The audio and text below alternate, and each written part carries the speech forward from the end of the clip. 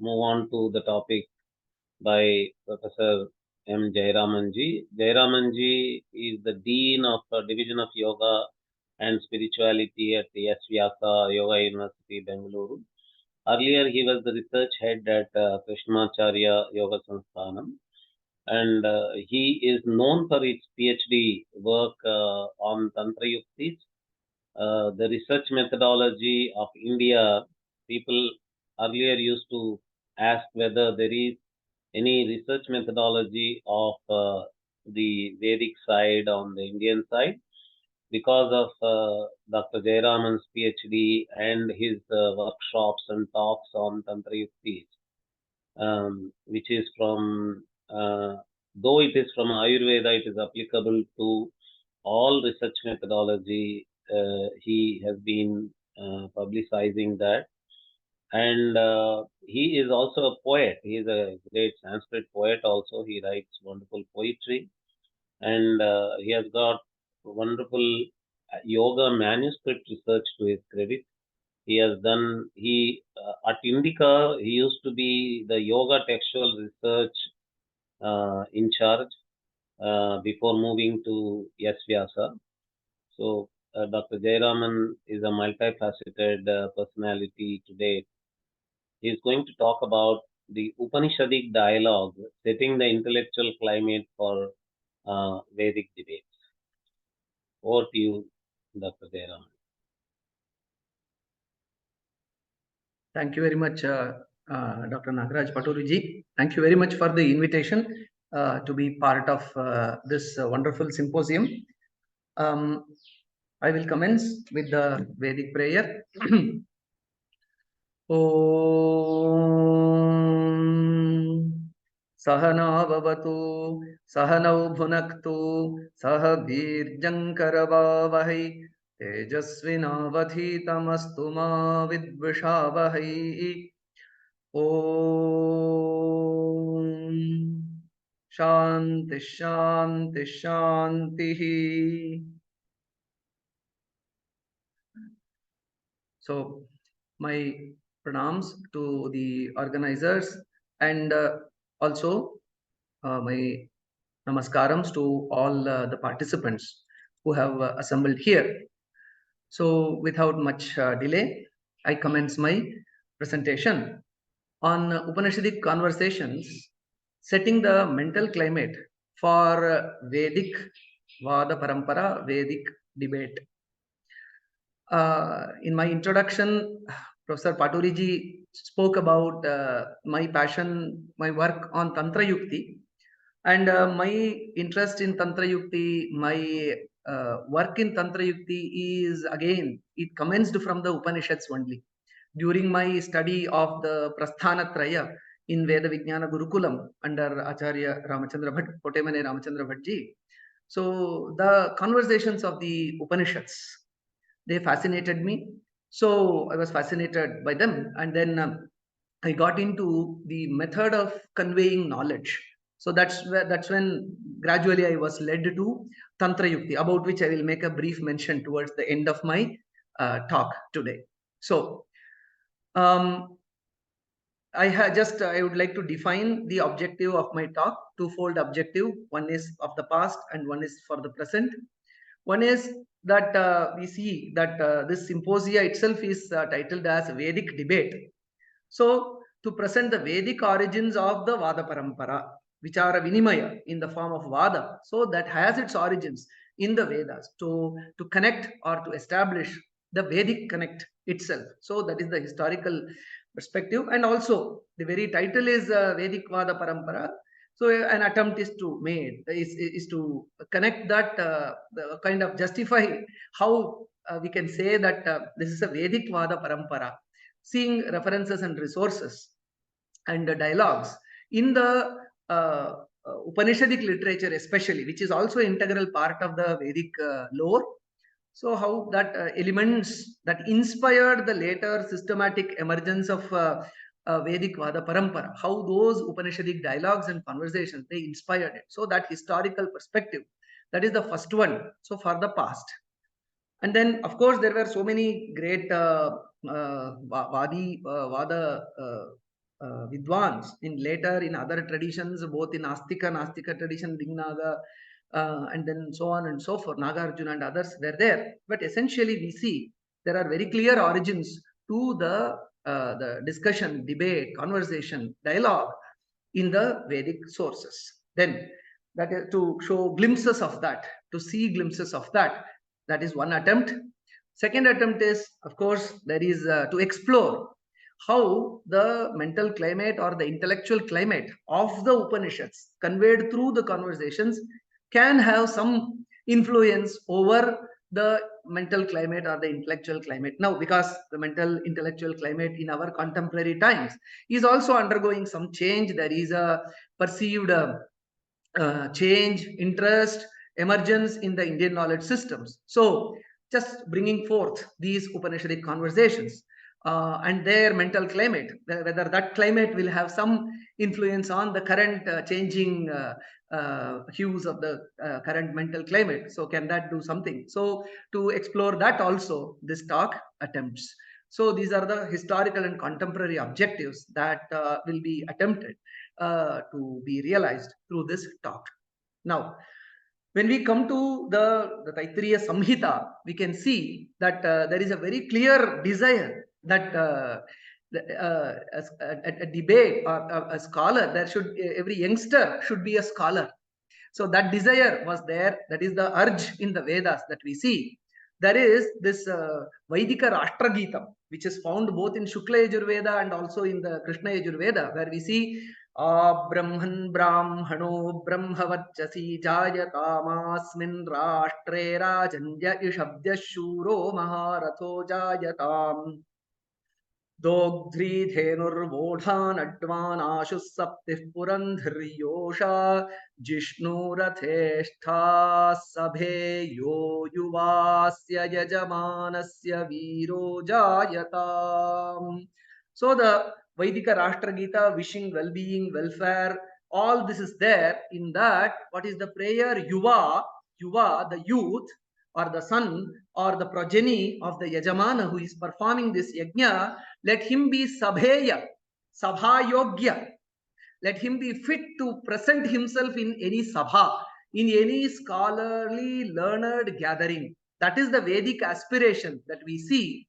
So that the element of intellectualism or kind of being the youngster to be a scholar, to be able to present himself in debates, vadas, vivadas.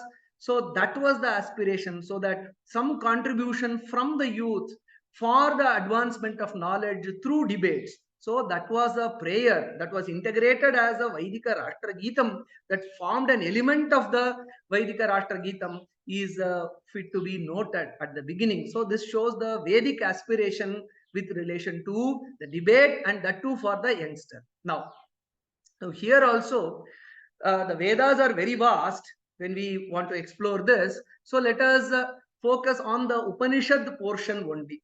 So of course, if we explore the Brahmana, Aranyaka portions, there will be so many other resources, of course, that might form a different, entirely, completely, totally new paper on that, where the Vedic Vada Parampara in the Brahmana and Aranyaka portion, that itself will have a lot of material. But currently, for the current dimension of the talk, we will focus only on the Upanishadic literature, because we have to define the area. So we will focus on the Upanishads and Upanishads also. So why to explore the Upanishads? We can see Swami Vivekananda speaking about the Upanishads, that there is no full-grown ideal, Indian ideal, that cannot be traced back to the same source, the Upanishads. So any original idea, any conception, any tradition that you want to trace back, intellectual tradition, that you can trace back to the Upanishads. This is the view of Swami Vivekananda. And also we can see other scholars like Bloomfield supporting that, when he says there is no important form of Hindu thought, heterodox Buddhism included, which is not rooted in the Upanishad. Hence, Upanishad is a very good place to look at for the origins of the Vedic Vada Parampara, or the traces or the influences or the climate that facilitated the emergence of the Vedic Vada Parampara. Now, When I say the intellectual climate, the title reads intellectual climate that led to the emergence of the Vedic Vada Parampara. So the word intellectual climate is an influence. It's not my original coinage. It's an influence from the work of Swami Ranganathananda. So he is the one who uses the word mental climate. So in his work, The Charm and Power of Upanishads, he says the mental climate of the Upanishads is saturated with a passion for truth and a similar passion for human happiness and welfare. So in the same book, he speaks about the mental climate once again. So the mental climate of the Upanishads. So he again says, which is much more closer to what we are exploring, that is the Vedic Vada Parampara, that is the debate tradition. He says, the spirit of inquiry which possessed them led to question experience, to question environing world. It also led them to fearlessly question their gods and the tenets of the traditional faiths. In this later field, they showed their uniqueness in contrast to other gifted people of the ancient world, namely the Greek. So in this way, we can see the coinage, that is the mental climate, that too the mental climate of the Upanishads, the mental climate of the Upanishads that is saturated with tendency of questioning. So hence, so this idea, the sutra, if the sutra for the talk, if we say, emerges from Swami Ranganathananda, the rest of the talk can be seen as a feeble or whatever with a limited capability, whatever bhashya that I try to write to expand upon that sutra that is given by Swami Ranganathananda ji, to elaborate on how this mental climate, when you say the mental climate, the statement is made, the pratignya vakya for this lecture is from Swami Ranganathananda ji's exposition. Now let us look into how the mental climate, actually the elaboration, the illustrations is what is the rest of the talk all about. So, and when we get into the Upanishads themselves, there are so many Upanishads, there are various numbers of the Upanishads. They say 10 Upanishads, 12 Upanishads, 108 Upanishads, 208 Upanishads, and so on and so forth. But we focus only on the 10 major Upanishads, and also for this specific talk, with regard to exploring the mental climate. So the focus is on a few major conversations that we find. In Kathopanishad, we find the Nachiketa Samvada. In Prashnopanishad, we see the Atharva Veda Upanishad. Kathopanishad is from Yajurveda, and Prashnopanishad is from the Atharva Veda, where we see Pippalada and his 6 Shishyas having conversation. And then from the Taittiriya Upanishad, we see the Bhrigu Varuna Samvada. And then in Brihadaranyaka Upanishad, there are a lot of interesting characters, important characters, iconic characters in the context of the Vada Parampara. You have Yajnavalkya, Janaka, Maitreyi, Gargi, Janushruti, Raikva are there. Their conversations are fascinating. And then in Chandogya Upanishad, again, it is again a storehouse of such debates and discussions. Shvetaketu, Aruni, Narada, Sanat Kumara. So basically, these will be the major conversations that I will be touching upon to illustrate the mental climate that led to the later emergence, or the kind of the flowering or the blossoming or the widening of the Vedic Vada Parampara. So when we just look at a general survey of who were involved, who are these people? When I say Janaka, Yajnavalkya, Maitreyi, and so on and so forth, if we can see who are these, Nachiketas is a boy and Yama is the god of death.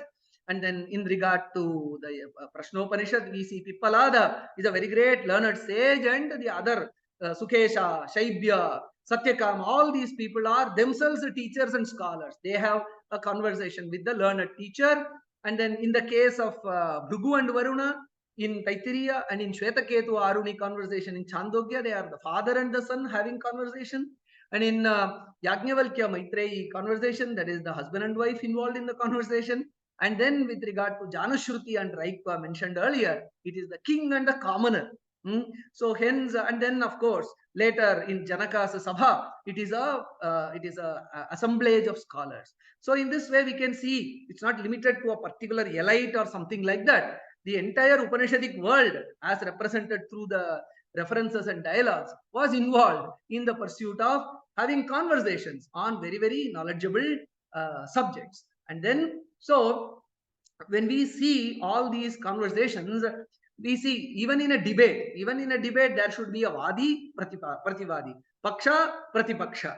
So in this way, there are two components in any debate. So in these conversations also, as I mentioned, these are conversations. So in these conversations also, we can divide them into the seekers and the seers. So the seers who provided their responses and the seekers who probed those seekers for with their questions. So in two parts, we will see how the seekers contributed to the exalted mental climate of the Upanishads, and then how the seers themselves contributed to the exalted climate, mental climate of the Upanishads. And then we will combine together. Now, before going into the seeker-seer split and then seeing it in that way and analyzing the mental climate contributed, their contributions to the mental climate, we should see that it is not mere inference that the mental climate existed and so on and so forth. It is not that we are drawing kind of conclusions or inferences. Debate or tarka as such was known as a field of knowledge in the Upanishads themselves. So that I just wanted to clarify. In the Narada Sanat Kumara Samvada in Chandogya, we see Narada communicating to Sanat Kumara that I know so many fields of knowledge, but still Atma Mantravidevasmi Nacha Atmavit. He says, I know all these techniques, methods, technologies, but I don't know the Atman. Before saying that, he lists out what are all the fields of knowledge he was aware of. So there he says, Rigvedam Bhagavodhyami, Yajurvedam, Samavedam, Atharvanam, Chaturtha Vitihasam, Puranam, Panchamam, Vedanam, Vedam, Pitriam, Rashim, Daivam. There he says, Vako Vakyam. O Sanat Kumara, O Lord Sanat Kumara, Edat Sarvam Aham Adhyemi. I know Vako Vakyam. I have also mastered, I have also learned Vako Vakyam. What is Vako Vakyam? Vako Vakyam, Acharya Shankara says, Vako Vakyam Tarkashastram. So in his Bhashya, Vako Vakyam is Tarkashastram. Tarkashastram was known as Vako Vakyam in the Upanishadic lore. So while I am saying that we are focusing on the mental climate emerging from the Upanishadic seekers and seers and their beautiful conversations, the discipline of the debate was themselves, it was itself known by a nomenclature called as Vako Vakyam. Radha Kumud Mukherjee also says that Vako Vakyam apparently some special theological discourse similar with the numerous Brahmodya disputations. Brahmodya is also another terminology that you see later in the Chandogya Upanishad. In the self-same Upanishad, you have the expression Vako Vakya and also Brahmodya being used as disputations, especially on the spiritual matters. Yajnavalkya and the other scholars of Janaka's Sabha, they were involved in that Brahmodya, where there was a lot of discussions on the nature of Brahman and so on and so forth. So the dialogue or a dramatic element as distinguished from the narrative portion. In Chandogya, the term is explained by Acharya Shankara as the art of disputation. So Brahmodyam, Vako Vakyam, all these as a Shastra evidenced by the existence of these terminologies. So now let us get back to our twofold division of how the seekers contributed. This may not be a debate as such where one is countering the other's perspective. What I am trying to convey is the spirit that they manifested. So these seekers, when we speak about the seekers and the seers later when we will touch upon, so the spirit of the conversation, when we see that itself led to later rigorous, that is evolution of rigorous methodology. See, these may not be, some of these anecdotes or the dialogues that I may be quoting here may not be a very serious vada prativada where pramana tarka sadhanopalambaha siddhanta viruddhaha paksha pratipaksha parigraha panchavayavopapannaha as defined in the Nyaya Shastra later. They may not involve all these aspects of disputation, one trying to refute the other, but the coming together of two personalities and to unravel a particular knowledge. So that is the spirit, and towards that, what kind of contribution each of the seeker, each of the seer contributed, that is what we are keen in looking at this point of time. So hence it may not be the typical debate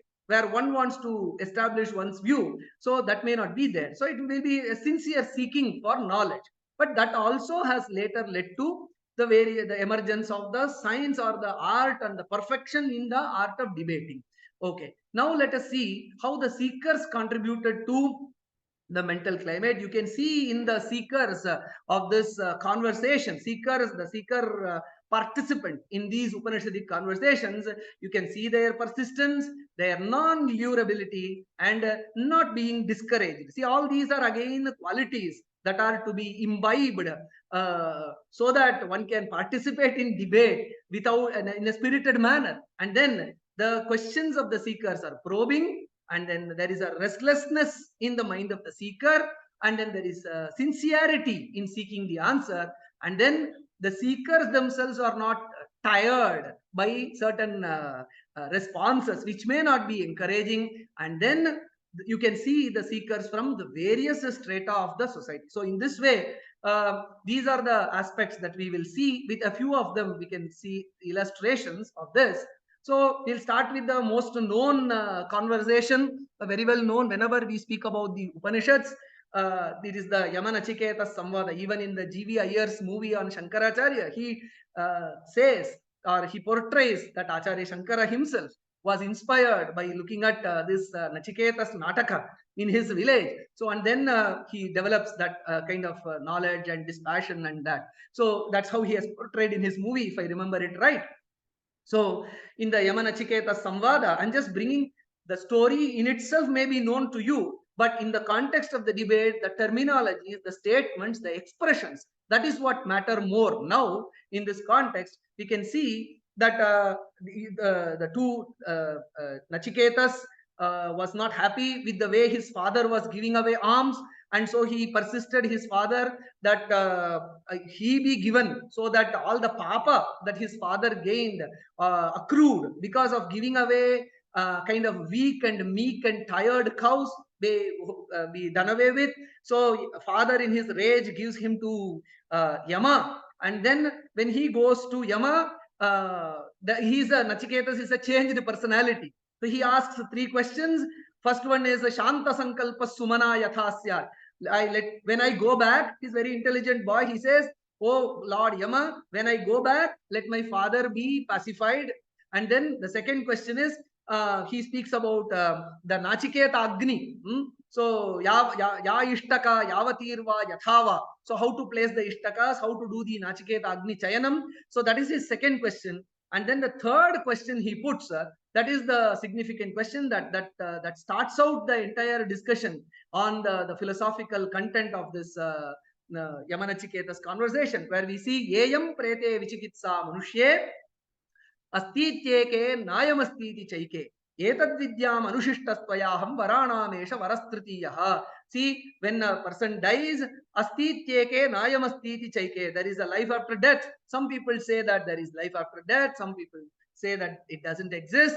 Etadvidyam anushishtaha tvayaham. Let me be instructed in this field of knowledge by you, O Lord Yama. So that is what he is asking. And then varanamesha varastritiya. This is my third vara. This is the third knowledge that I want to gain from you. So what is the response? That's very interesting. Devairatrapi vichikitsam pura.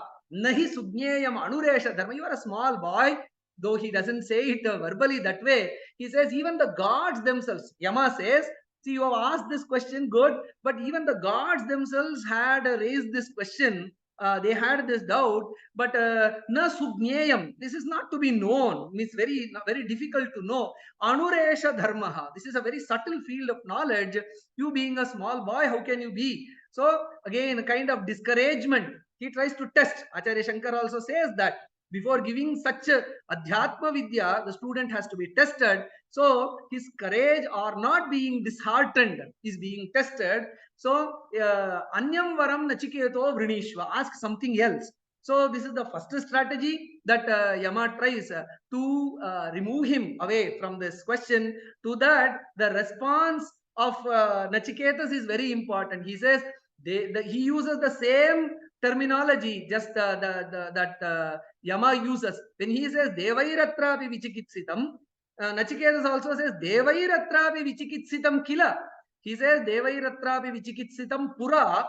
Yama says, Nachiketa says, Devairatrapi vichikitsitam kila. So even the gods themselves had a question about this. So hence this is worth to be pursued. You said gods themselves had doubt, it was not cleared.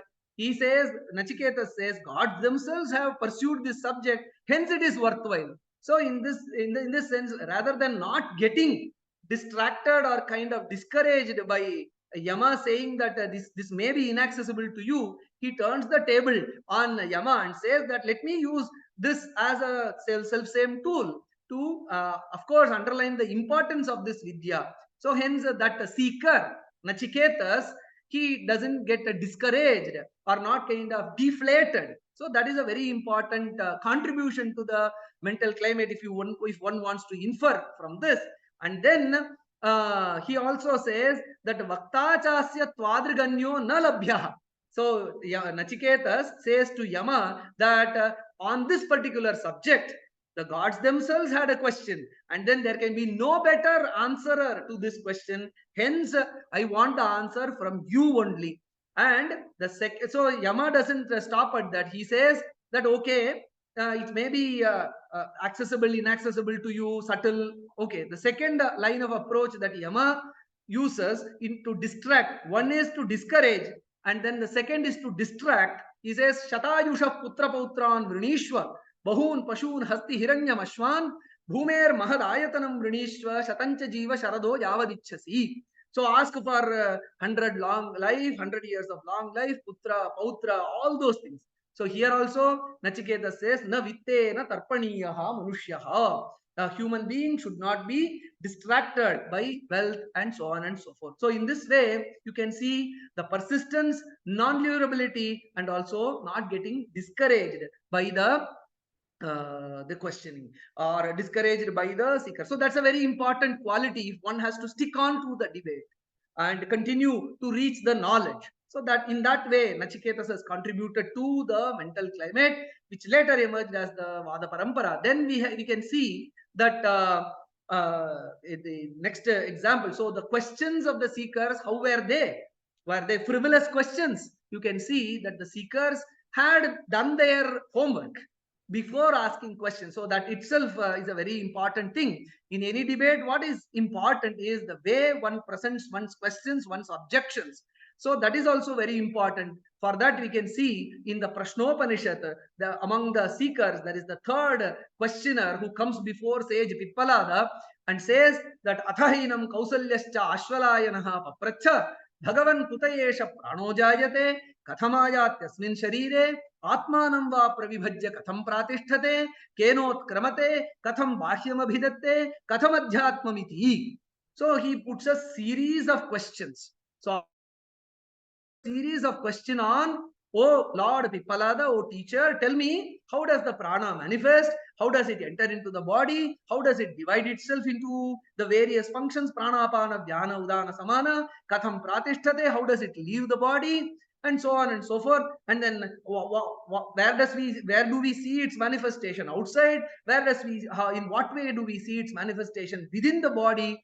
So this is the way the probing questions were put, and then the probing nature of the question is acknowledged by the seer, that is sage Pippalada. He says that tasmai sahovacha atiprashnan pruchasi brahmishtosi tasmat te aham bravimi. Your questions are atiprashnas. Your questions are probing questions on the very subtle matter of prana. You are closer to the truth, closer to the Brahman, hence I will speak to you. So this again we can see in the context of the mental climate. You can see that the conversations were not any slight or lighter conversations.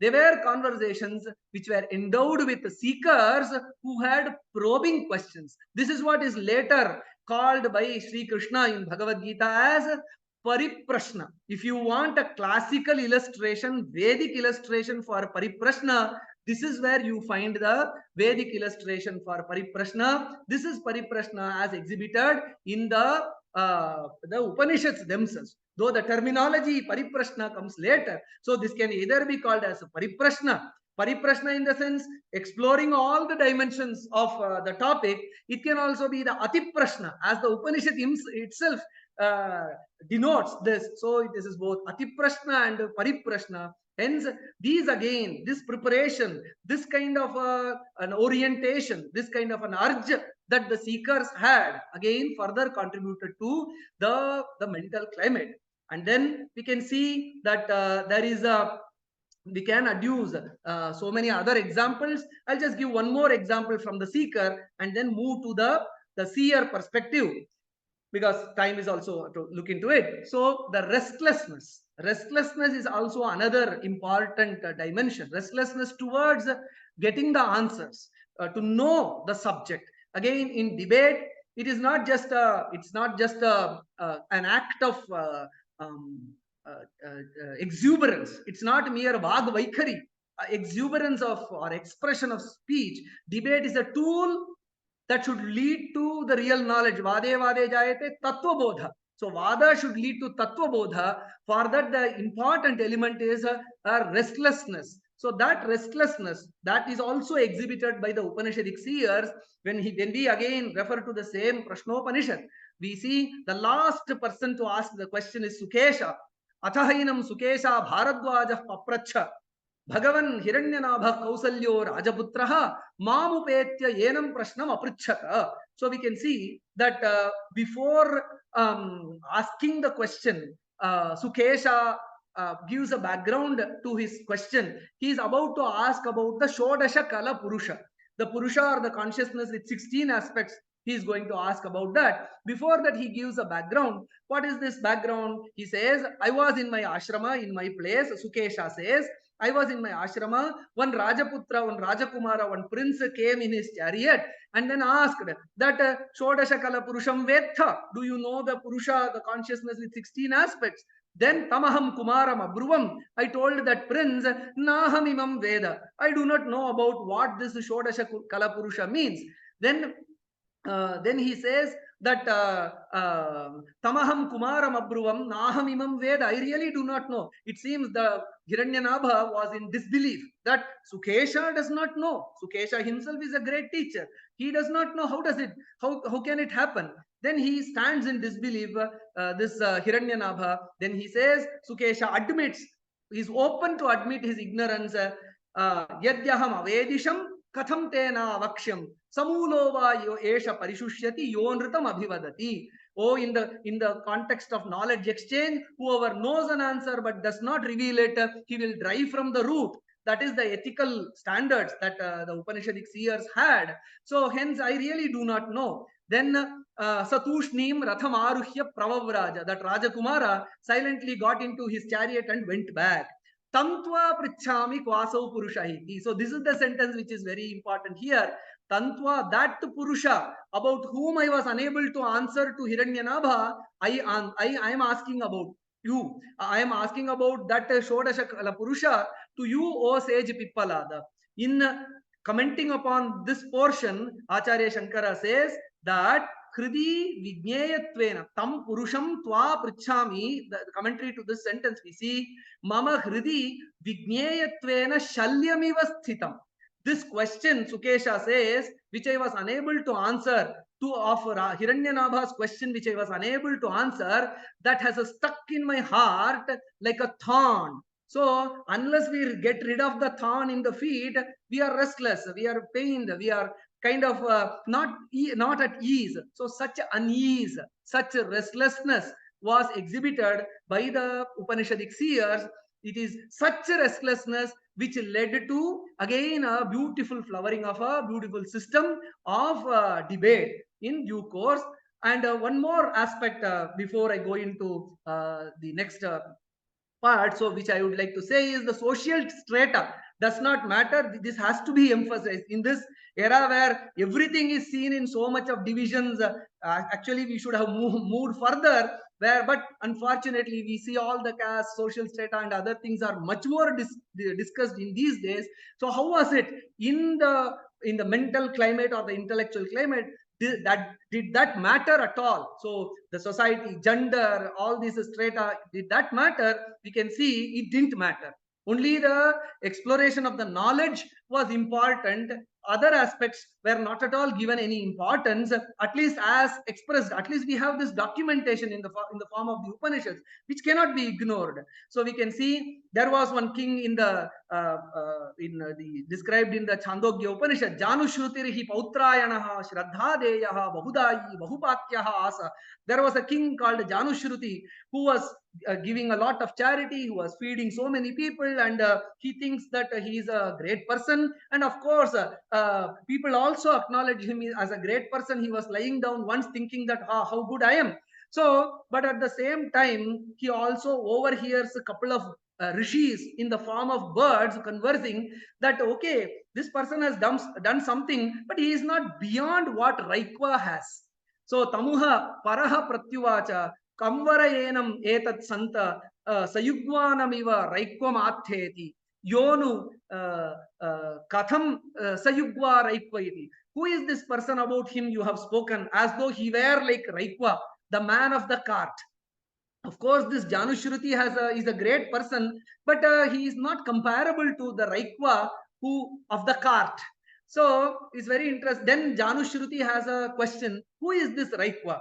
What knowledge is he endowed with? What has he done greater than me? So then he sends out all his attendants everywhere, and they return back, and then they sends them back once again to find where you will find a Brahmajnani. The commentary is there. So don't look at places in hi-fi places. You look at places where you will find Brahmajnani. With that second instruction, when Janushruti sends his attendants, then Saha Adhasta Chakatasya Pamanam Kashamanam Upopavivesha. So then finally, when the second time the Brahmajnani was sought out, this Raikva, where was he? After a proper search, the attendant came upon a person who, lying underneath his cart, was scratching an itch. So such was the nature. So very, very, very commoner he was. So that is how it is portrayed. And then, revered sir, are you Raikva, the man with the cart? Oh yes, I am he answered. Then the attendant returned, saying himself, I have found him. And then later the conversation between Raikva and Janushruti happened. So it was not elitistic. So everyone, the king was the seeker, and then the commoner was the seer, who was later going to initiate him into the knowledge of the Prana Vidya.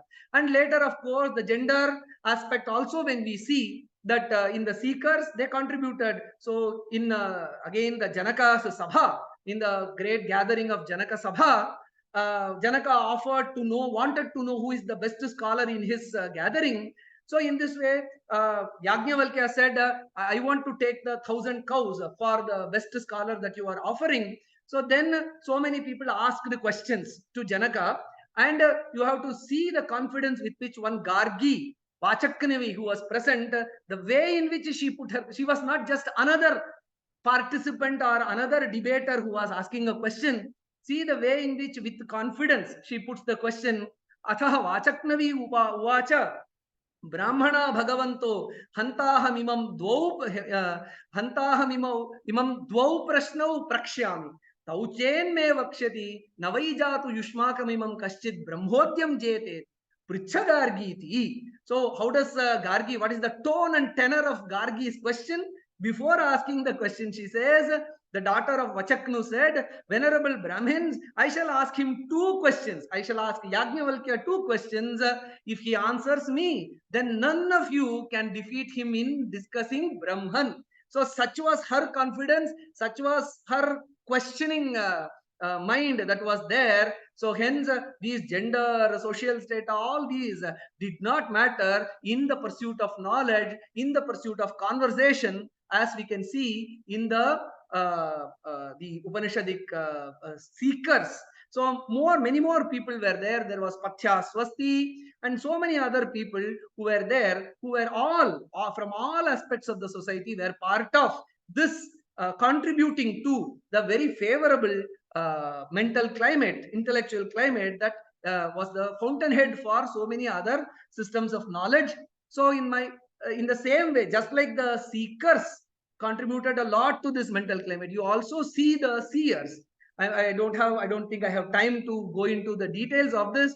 The seers also, who responded to the seekers, They were very confident about their knowledge. And then, of course, confidence doesn't mean arrogance. They also exhibited humility. When you see Pippalada, when 6 seers come and ask the question that we have so many questions, can you please respond? He says, भूय एव तपसा श्रद्धया संवत्सरं संवत्स्यत यदि विज्ञास्यामः सर्वं हवो वक्ष्यामः. See, you do brahmacharya satya shraddha for 1 more year and come back and then put me the question. If I know, I will answer. So there was no arrogance, there was confidence, but was not arrogance. So all these are again very conducive atmosphere for a balanced way of developing knowledge. And then there was not only confidence, not only humility, but there was also patience. When you see in the Shvetaketu Aruni Samvada, so many other aspects of Shvetaketu Aruni Samvada are discussed, but one important aspect is missed out. When Aruni says, Aitadatmem idam sarvam tat satyam sa atma tattvamasi Shvetaketu. He says that you are that truth, O Shvetaketu, tattvamasi Shvetaketu. Then what happens is, he gives a particular explanation to this, and then Shvetaketu simply says, Bhuya eva ma bhagavan vijñapayatu. Can you please teach this once again? So this same statement, Bhuya eva ma bhagavan vijñapayatu, appears for 10 times. So the student asks the self same question, please enlighten me about this once again. So without getting frustrated, each and every time, though the question remains the same, the answer is presented from different perspective. Sometimes Aruni says, bring water and salt, mix it, and then do some experiment and understand. Sometimes he says, go and fetch the seeds of the Negrodha tree, explore it, and then he teaches something. So, and then he gives so many other examples. So both experimentations, examples, though the question is the same, but the answer comes in a different way. The patient pursuit of knowledge. That again, in this way, the seekers also contributed. And then, of course, as we saw previously, Pippalada accommodated Atiprashna. But at the same time, elsewhere, Atiprashna is also condemned. So where it says, in the context of same Gargya, that is Gargi Yajnavalkya Samvada, we see that when Gargi keeps on asking questions, that kasminnu otam protam, when she goes beyond a particular limit, Yajnavalkya patiently answers. That's why I gave the entire screen. Yajnavalkya did not say, I will not answer your question at the first instance. He patiently responds to a greatest extent all the questions of Gargi, and finally he says, Sahovacha Gargi Mati Prakshihi. Murdhate vyapaptate anati prashnyam vai devatam ati prichhasi. See, probing question, all these series of probing questions of Gargi were responded to in very great patience by Yajnavalkya. But finally, when she crosses a particular limit, then Yajnavalkya says, you are doing Ati Prashna. Ati Prashna's 2 dimensions were presented. Ati Prashna as a probing question, Ati Prashna questions which exceed certain limits. Now, what is the exceeding of the limit here means? Acharya Shankara himself clarifies that He Gargi Mati Prakshihi Swam Prashnam Nyaya Prakaram Atitya Agamena Prashtavyam Devatam Anumanena Ma Prakshihi. So there are certain agreed frameworks of questioning. So in certain contexts, you can use the Anumana to go. So based on Anumana inferences, you can put forth your questions. There are certain realms. So for all these Anumana based questions, systematically the response has been given by me. The area that you have now entered, so it is the area of Agama, that is the knowledge that is inherited from the realized soul. So hence that you need to realize and not need to question. But if you probe it, you are murdhate vyapaptat, in the sense that intellectually you cannot find that answer. So that's why, so in this way you can see the seers themselves, while they encouraged Ati Prashna, they also discouraged Ati Prashna of another kind. So in this way, it's a very, very sound, balanced, healthy and conducive intellectual atmosphere as displayed through these fantastic Upanishadic statements, conversations that emerge from here. But what I want to say is, that all these inferences have all been corroborated, that we have seen. So mental climate was mentioned by Swami Ranganathananda ji. Then we saw the elaboration, glimpses of, I don't say I have elaborated it in entirety or justified it. So I have given the glimpses of how the seekers and the seers in the Upanishadic conversation contributed to a very, very healthy mental atmosphere.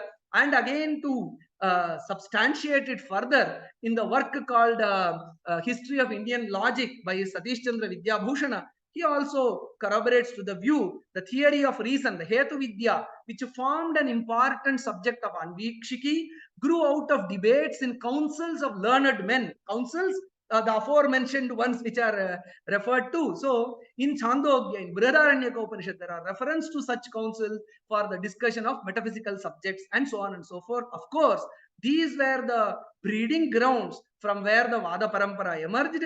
And later, Vidyabhushana himself says, the debates or dialogues such as these described in the Prashna, Chandogya and Brihadaranyaka were in all probability the precursors of the Hetu Vidya treated in the Anvikshiki. So, without mentioning the word mental climate, so we have one more corroboration from Satish Chandra Vidyabhushana in 1924. And one interesting dimension is in the very next page of A History of Indian Logic, after discussing about the doctrine of Anvikshiki, while referring to the same council of the Upanishads, he says that it was evidently prepared neither. So he speaks about the Tantra Yukti.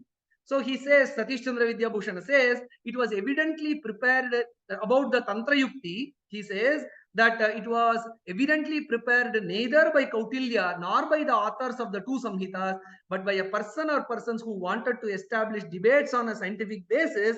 The Tantra Yukti, which literally means scientific arguments, were probably compiled possibly in the 6th century to systematize the debates in the learned Parishads. So these are the same Upanishadic Parishads which led to the emergence of the Tantra Yuktis even. So why I brought this is that the Upanishads not only created the mental climate for the emergence of the Hetu Vidya or the Vada Parampara. To conclude, I have to say, not only the system of debate emerged from these very learned Upanishadic councils, but also debates can happen and may be forgotten. But if the debates are to be compiled in the form of treatises, you need further methodologies to capture those debates in the form of a systematic treatise.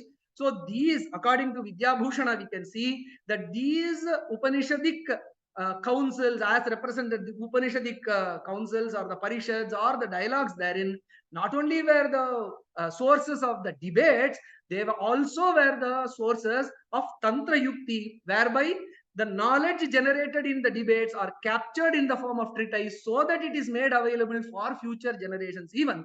So hence, these Upanishadic dialogues from a historical perspective, that's where we saw become very, very important, not only in the context of Vada, but also from the context of Tantra Yukti.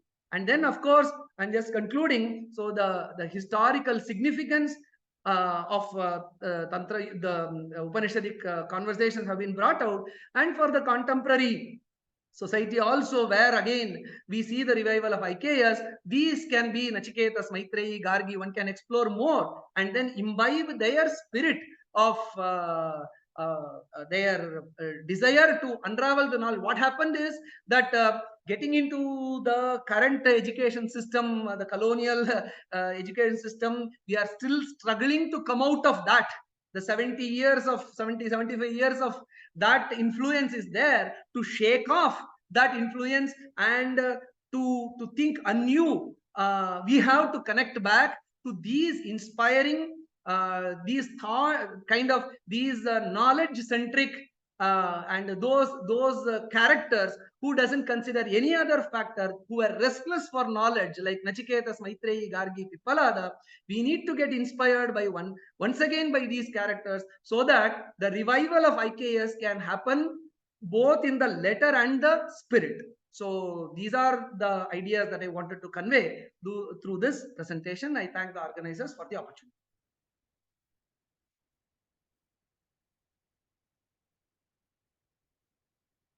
Wonderful, Dr. Jayaraman ji.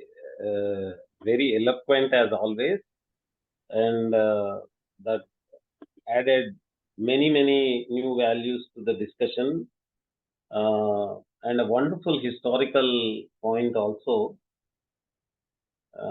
Just now I saw a tweet on Twitter by a scholar who is very well known to you and me also personally.